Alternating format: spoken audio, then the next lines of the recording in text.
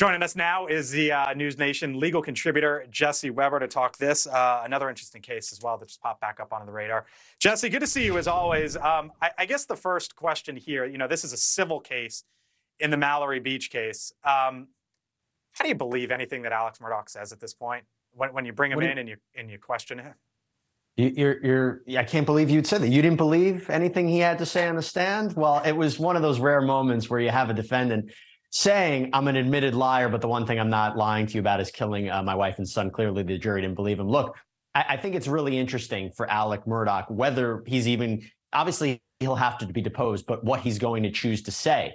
There's a very strong likelihood he'll choose to plead the fifth. I say that because if he really did what he's accused of doing, going from hospital room to hospital room and trying to taint people's testimony, which, by the way, if everybody remembers from the criminal trial, he was accused of doing too, trying to get witnesses to change their story to help him, then he may want to actually invoke his Fifth Amendment right against self-incrimination, not say anything that could be used against him. This is still a guy who's facing the rest of his life in prison, but yeah. I'm not the one with the legal background you are, but I guess I'm wondering why you think he would plead the fifth, considering the last time he was involved in a case, he chose not to.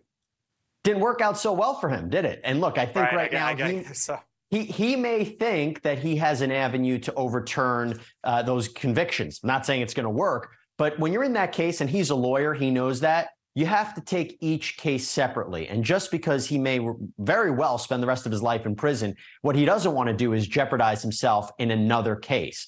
Now, I'm saying that's maybe what he could ultimately do, or he may deny it and say he didn't, flavor anybody's testimony. He's probably also going to be questioned about whether or not he knowingly made it easy for his son, Paul, to consume alcohol as a minor. That's one of the central claims of this lawsuit. So I think that's what he's going to be questioned too, about his relationship with Paul and Paul's relationship to alcohol and whether or not he had a key role in that. Thank you for watching. Go to newsnationnow.com to find News Nation on your television provider. And don't forget to click the red subscribe button below to get more of News Nation's fact-driven, unbiased coverage.